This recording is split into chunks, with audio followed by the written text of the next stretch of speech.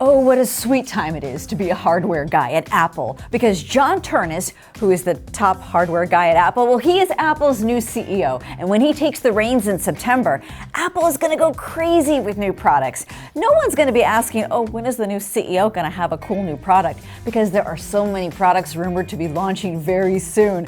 There's the rumored folding iPhone. There's also talk of smart glasses very soon. There's new smart home products like a speaker with a screen, and a new Apple TV is apparently ready to go. AirPods might have new sensors, and there's a whole robotics research team that's making cute home robots that respond to your voice. We're about to enter a new product bonanza. But the success of all of this depends on one more thing, and that is a better Siri. Making sure the next level of Siri works well is vital to wanting this new hardware. It is both an exciting time to be an Apple CEO, but it's also a stressful time, as many factors are shifting right now in consumer tech. So as we get one more summer left with Tim Cook as CEO, let's quickly go over the other big challenges that John Ternus will be taking on as he leads the next era for Apple. I'm Bridget Carey, and this is One More Thing. It's no surprise that John Ternus is the next Apple CEO. I mean, I didn't expect it to be announced this week, but Tim Cook is 65 years old, he's retiring,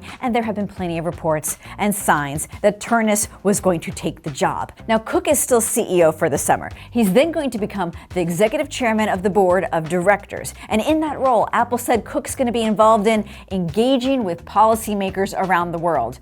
So yeah, he's going to be the guy that helps John Ternus navigate these waters and talks to world leaders. Hopefully no more golden trophies are in the mix. It's pretty obvious that politics are going to be a challenge for Apple's next CEO. Just like many tech companies these days, we are not in a geopolitically stable moment, and manufacturing pressure is changing.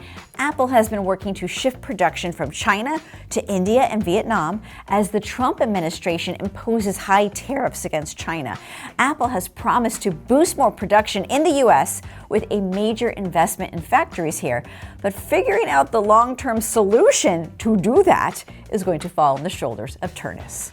Let's shift to AI, which presents a few challenges because it is changing the way people are using their devices. I will say Ternus will be under pressure to think about ways to evolve the App Store to keep it strong in the age of AI. The App Store makes a ton of money for Apple since the company takes a cut of every purchase, right? But now you can use an AI agent to do all sorts of tasks for you, so you don't necessarily need specialized apps as much. Maybe a new Siri is also going to contribute to this problem, but where does the app business shift if we are heading to a post-app world?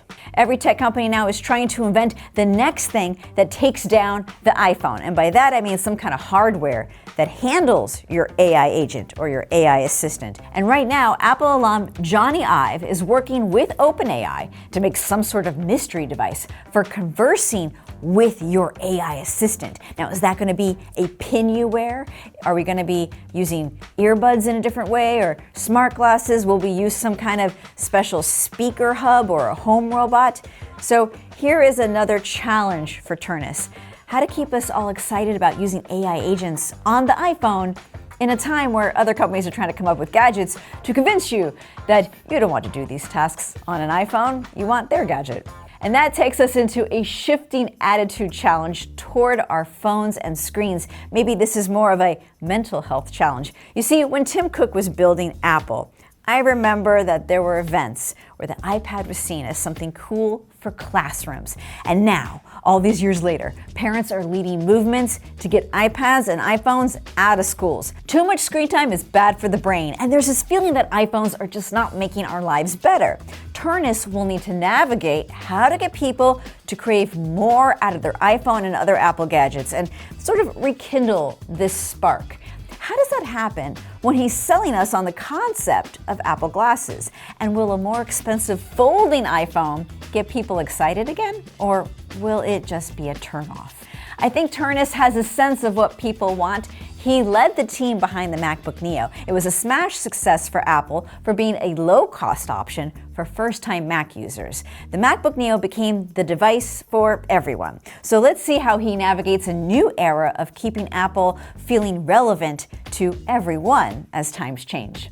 Let me know how you're feeling about John Ternus as CEO and what you hope he focuses his energy on first. And I'll catch you next time for One More Thing.